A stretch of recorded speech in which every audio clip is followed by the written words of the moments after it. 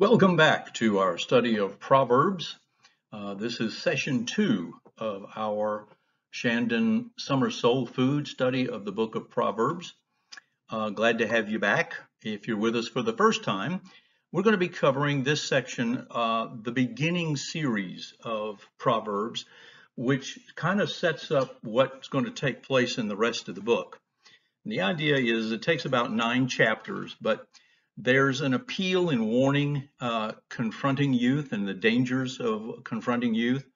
And then there's several chapters about the commendation of wisdom, the benefits of accepting wisdom's instructions, and the disaster that comes when we don't. And then warnings against folly. And it's that word that we get fool from. And it's kind of like it's an opposite of wisdom. Foolishness is the opposite of wisdom. And so there's a warning against folly. What happens when you reject wisdom is you are practicing folly. And so you'll have several chapters on that. And then lastly, an appeal addressed specifically to youth, to young people, for making sure that they get what they need to do in acquiring wisdom. So what I have done is to put the scripture in the actual PowerPoint here. And I'm not going to read everything line by line.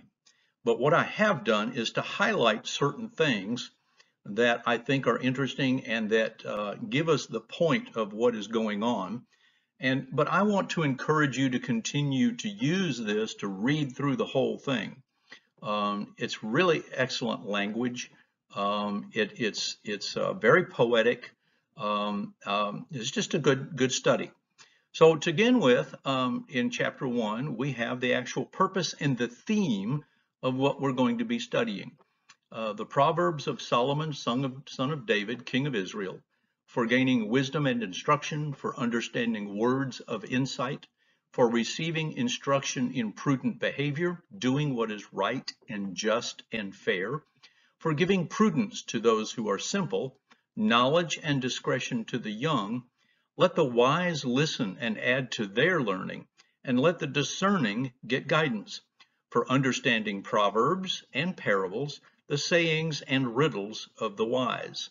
The fear of the Lord is the beginning of knowledge, but fools despise wisdom and instruction. So the idea here is this is good for everybody, for the young, for the simple, for the uneducated, for those who may be educated, for those who may be experienced, for those who find themselves in a variety of different places in life. There is something that you can glean from the parables that would add to your knowledge and add to your wisdom. But I want you to see that the last verse there, verse 7, is probably the most important one of that section, because for Solomon and for the other writers, wisdom begins with the fear of the Lord. Fear is not as in fear of we're afraid of somebody, a tyrant, but in reverential fear, in being reverent and understanding the Lord is God, and we're not. And God is the source of that wisdom. He created us, and we need His wisdom in order to be able to do well in our lives here on this earth. And so for Solomon, this is the source of all of this knowledge. It comes from God. And so that's where we need to go with it. And then the one highlight that I live here is we're going to experience some things that may sound like very sexist language. Now, obviously, this took place 1,000 years before Christ. And so in that day and time, men pretty much ruled everything. Women were, if I dare use the word subservient, but they didn't have the same place in the culture. And so it was the father's responsibility for teaching the faith to the children, not the mother, as it is in our modern culture. The father was responsible for teaching the faith. And so this, you're going to hear this a lot. Listen, my son, to your father's instruction, and do not forsake your mother's teaching. The idea here is this is being written to a young man. Not that women didn't get instructed or women weren't allowed to have wisdom. This is written to a young man. And the admonition there is to listen to your father's instruction and your mother's teaching. Pay attention and follow what we tell you. So some of the things that you're going to hear in here may sound rather, I don't know what's the word I want to use, but when we get there, we'll talk about it. But the idea there is this is a parent's teaching for a young man, probably a teenager getting ready to go out into the world, get married, start a family, and build a life. And the wisdom that is in this book is absolutely powerful. Wish I had followed it a lot better than I did in my life. You know, some things you just have to learn by mistakes, and unfortunately, I made a lot of them. They say to err is human. I'm the most human person I know. So when we go through some of this stuff, that is the background that you want to be sure to follow. All right, so to begin now in chapter 2, you're going to start seeing a thing called personification. This is a literary technique where you assign attributes that a person would have to an idea or to an inanimate object or to an idea, whatever. And so here, wisdom is treated like a person.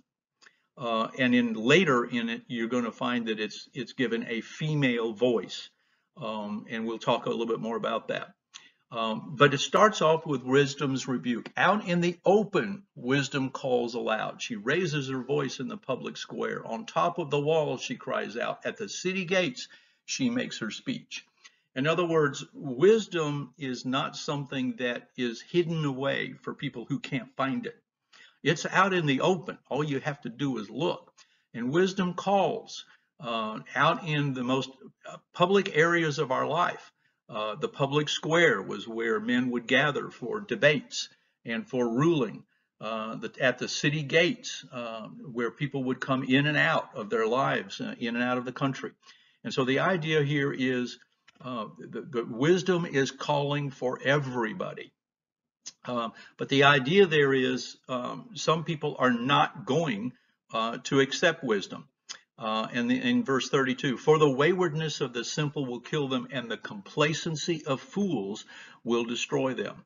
The idea of those who do not heed the call of wisdom will find themselves in dire straits in their lives because of either their foolishness, they were complacent, they didn't pay attention, or they weren't looking for wisdom, and wisdom is there to be found. All right, and in the next chapter, what we get is a series of moral benefits of wisdom. In other words, seeking wisdom and then following wisdom has moral benefits to it, and that when we are moral people, life is better in God's eyes. We got to remember that. And so here in this chapter, my son, if you accept my words and store up my commands within, turning your ear to wisdom and applying your heart to understanding, then you will understand the fear of the Lord and finding the knowledge of God. For the Lord gives wisdom, and from his mouth come knowledge and understanding. Now, what's really interesting about that is that this was written, like I said, about 1,000 years before Jesus. Yet in the book of James, from one of the disciples, Jesus's brother, we hear these words: if any of you lacks wisdom, he should ask God, who gives generously to all without finding fault, and it will be given to him. James chapter 1, verse 5. And so the idea here is we need to understand that all wisdom comes from God.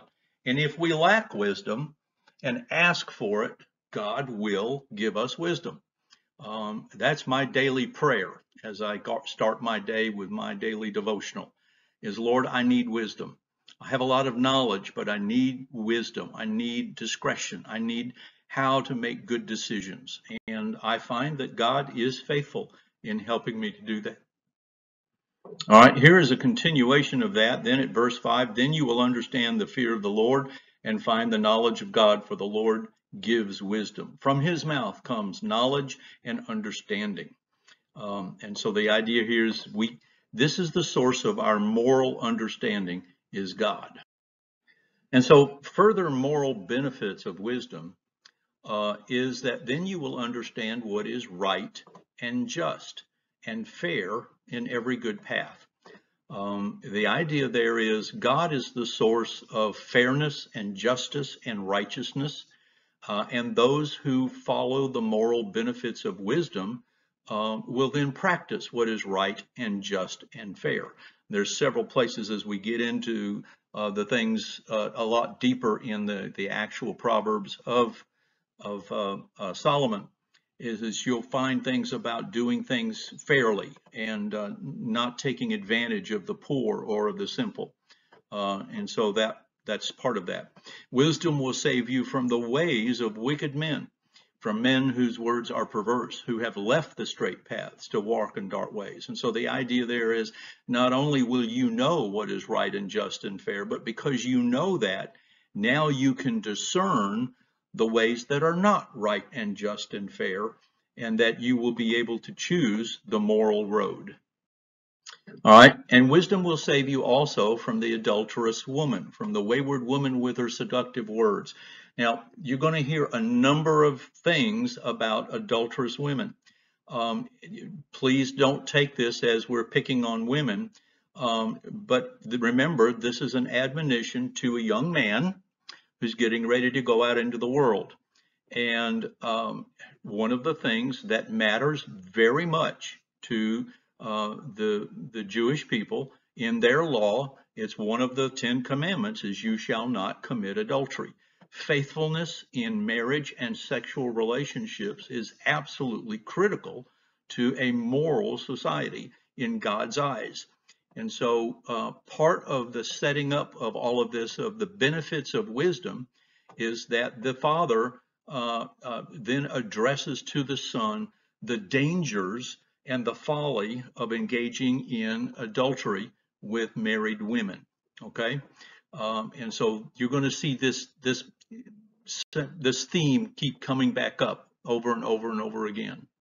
All right, now in chapter 3, now you get some sayings here that probably you have heard before. I've seen this in little Christian stuff in bookstores and stuff.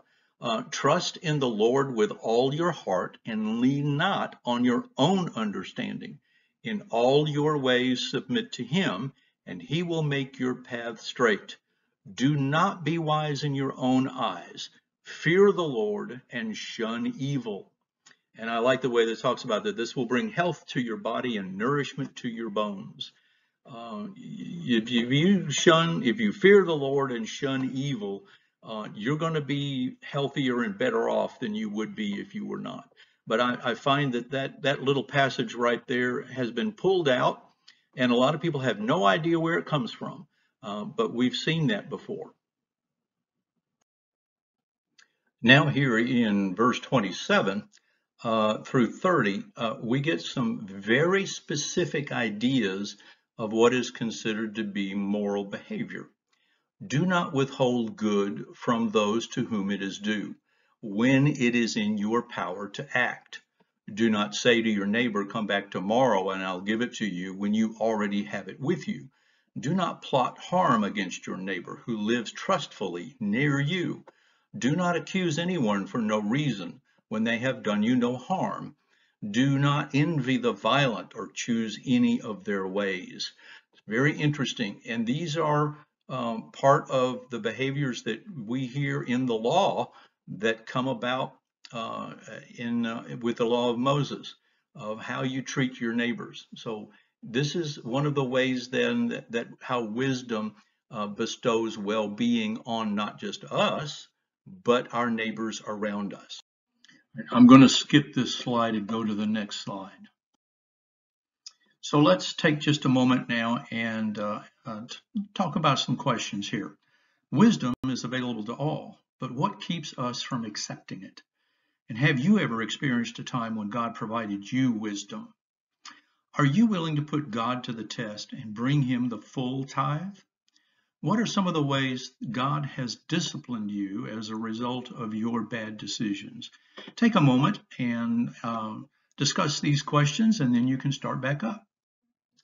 So with that understanding of the moral benefits of wisdom, now the Father says, listen, you need to get wisdom at any cost. Wisdom is far too valuable to not seek it. And here again is that personification of wisdom in a female personification. Get wisdom, get understanding. Do not forget my words or turn away from them. Do not forsake wisdom, and she will protect you. Love her, and she will watch over you. The beginning of wisdom is this: get wisdom. And again, we said, where do you get wisdom? The beginning of wisdom is the fear of the Lord. Though it cost all you have, get understanding. Cherish her, and she will exalt you. Embrace her, and she will honor you. And she will give you a garland to grace your head. This is an important thing, is that wisdom is so valuable that you need to work at getting it. I'm skipping this slide and going to the next. And this is a continuation of that. Above all else, guard your heart, for everything you do flows from it. Keep your mouth free of perversity. Keep corrupt talk far from your lips.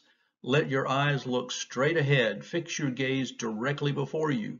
Give careful thought to the paths for your feet, and be steadfast in all your ways. Do not turn to the right or the left, and keep your foot from evil. So the idea there is that wisdom is so valuable that you need to do everything you can to get it. And when you've got it, then hold on to it. Guard your heart. Don't let other things come into your heart. And I like that, is the idea that everything else flows from the heart. All right, it comes out of your mouth and out in your actions, but it starts in the heart. Now, here we have in chapter 5 a very specific warning against adultery. My son, pay attention to my wisdom. Turn your ear to my words of insight, that you may maintain discretion and your lips may preserve knowledge. For the lips of the adulterous woman drip honey, and her speech is smoother than oil. But in the end she is bitter as gall, sharp as a double-edged sword. Her feet go down to death. Her steps lead straight to the grave. She gives no thought to the way of life, and her paths wander aimlessly, but she does not know it. And so the admonition there is to stay away from the women who apparently were in the community who were adulterers, and people knew it. I really like the fact that our Bible doesn't share away from sexuality. Um, uh, should your springs overflow in the streets, your streams of water in the public squares, let them be for yours alone, never be shared with strangers.